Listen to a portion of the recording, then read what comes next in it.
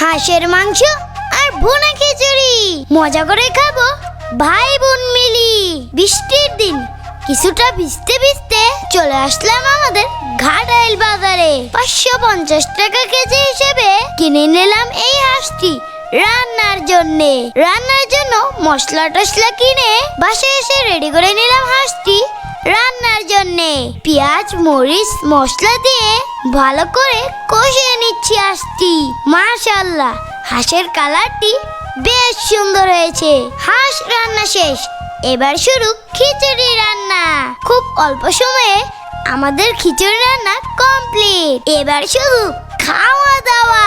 মেঘলা ওয়েদারে বেলকনিতে বসে ভাই বোন মিলে আল্লাহর নামে শুরু করলাম মায়ের হাতের মজাদার হাঁস রান্না।